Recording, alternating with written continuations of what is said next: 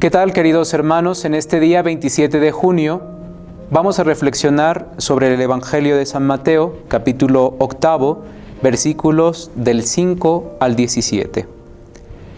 Al entrar en Cafarnaúm, un centurión se le acercó y le suplicó: «Señor, mi muchacho está postrado en casa, paralítico, y sufre terriblemente». Jesús le contestó: «Yo iré a sanarlo». Pero el centurión le replicó: «Señor, no soy digno de que entres bajo mi techo. Basta que digas una palabra y mi muchacho quedará sano. También yo tengo un superior y soldados a mis órdenes. Si le digo a este que vaya, va, y al otro que venga, viene. A mi sirviente que haga esto y lo hace». Al oírlo, Jesús se admiró y dijo a los que le seguían: «Les aseguro que no he encontrado una fe semejante en ningún israelita. Les digo que muchos vendrán de oriente y occidente y se sentarán con Abraham, Isaac y Jacob en el reino de los cielos, mientras que los ciudadanos del reino serán expulsados a las tinieblas de fuera. Allí será el llanto y el crujir de dientes». Al centurión Jesús le dijo: «Ve y que suceda como has creído». En aquel instante su muchacho quedó sano. Entrando Jesús en casa de Pedro, vio a su suegra acostada con fiebre. La tomó de la mano y se le fue la fiebre. Entonces ella se levantó y se puso a servirle. Al atardecer le trajeron muchos endemoniados. Él, con una palabra, expulsaba los demonios, y todos los enfermos sanaban. Así se cumplió lo anunciado por el profeta Isaías: «Él tomó nuestras debilidades y cargó con nuestras enfermedades». Palabra del Señor. El Evangelio de hoy sigue describiendo estas actividades de Jesús para mostrarnos cómo Él practicaba la ley de Dios, esta ley que ha proclamado, como lo hemos dicho, en aquel monte de las bienaventuranzas. Después, como escuchamos el día de ayer, fue la curación del leproso, y hoy Jesús sigue con una serie de curaciones. Vemos aquí en el Evangelio cómo Jesús, al entrar en Cafarnaúm, se le acerca a un hombre. Este hombre que quiere la sanación para su criado. Y es oportuno que nosotros podamos mirar con atención los pequeños detalles, porque este hombre centurión es un hombre que es un pagano, es un extranjero. No pide nada, sino que informa a Jesús que su muchacho, que su servidor, está enfermo. Vemos aquí cómo el hombre confía en que Jesús puede realizar esta sanación. Está esta convicción de que Jesús puede hacer las cosas. Basta comunicarle, podemos decirlo, el problema, y Jesús hará el resto. Es decir, debemos de tener una actitud de confianza en Dios, una actitud de confianza en Jesús. Por eso la reacción de Jesús es: yo voy a curarlo. El centurión evidentemente no esperaba un gesto tan inmediato y tan generoso de parte de Jesús. No esperaba lo que iba a hacer Jesús. Pero vemos cómo desde su experiencia expresa su fe, expresa su confianza en Jesús. «Señor, no soy digno de que entres bajo mi techo. Basta que digas una palabra y mi muchacho quedará sano». Esta reacción de este hombre extranjero ante Jesús revela cómo era la opinión respecto a Jesús.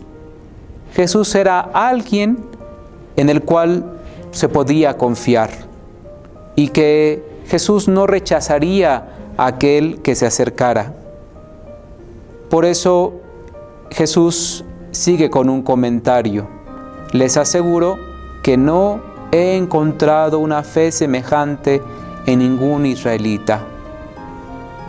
Y el oficial queda admirado como la reacción de Jesús ante esto que él ha dicho. Al oírlo entonces Jesús se admira de estas palabras que dice este hombre y dice a los que le seguían: les aseguro que no he encontrado una fe semejante en ningún israelita.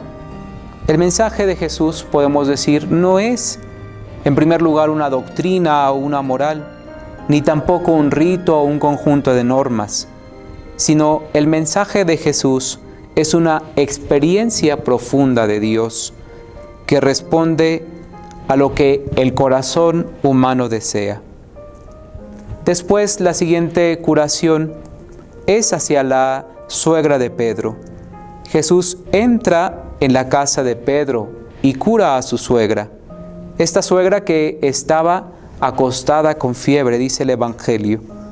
Sabemos que en la segunda mitad de este siglo I, cuando se escribe el Evangelio de San Mateo, esta expresión de casa de Pedro evoca a la iglesia, porque la iglesia está construida sobre la roca que era Pedro. Jesús entonces entra a esta casa y cura a la suegra de Pedro. Dice el Evangelio que la tomó de la mano y se le fue la fiebre. Entonces ella se levantó y se puso a servirle. El verbo que se utiliza aquí es el servir. Es una mujer que se vuelve servidora en la casa de Pedro. Una experiencia que las primeras comunidades tenían: servir a la iglesia. Después el evangelista dice que al atardecer le trajeron muchos endemoniados. Pero, ¿por qué solo al atardecer? Evidentemente porque era el día sábado y ya iba a terminar este momento en que apareciera la primera estrella para poder concluir este día sábado, el día dedicado al descanso. Por eso la gente en este momento, al atardecer, podía salir de casa y llevar los enfermos a Jesús. Y Jesús, evidentemente, expulsaba los espíritus malos y curaba todas las enfermedades. Y finalmente, el evangelista termina citando las palabras, un texto de Isaías: Él tomó nuestras debilidades y cargó con nuestras enfermedades. Lo cual quiere decir que el evangelista nos enseña que realmente Jesús es el siervo que ha anunciado el profeta ya Isaías. Hoy, queridos hermanos, Jesús sigue con su existencia de resucitado en esta misma actitud de cercanía, en esta misma actitud de solidaridad con nuestros males. Sigue cumpliendo esta definición que ya escuchábamos del profeta Isaías: Él tomó nuestras debilidades y cargó con nuestras enfermedades. Por eso Jesús quiere curarnos a todos nosotros, quiere curarnos de todos nuestros males. Jesús nos quiere tomar a nosotros de la mano, nos quiere devolver la fuerza y nos quiere devolver la salud. Nuestra oración, una oración llena de confianza, siempre será una oración escuchada por Jesús. Por eso los invito que antes de acercarnos a la comunión, cuando nosotros repitamos estas palabras del centurión: no soy digno de que entres en mi casa, pero una palabra tuya bastará para sanarme, hemos de recordar y de agradecer a Dios por la Eucaristía, porque la Eucaristía quiere curar nuestras debilidades. Ahora no nos toma de la mano Jesús o pronuncia palabras, sino que Él mismo se hace nuestro alimento y nos comunica su vida. El que come mi carne permanece en mí y yo en él. El que me come vivirá de mí, como yo vivo de mi Padre.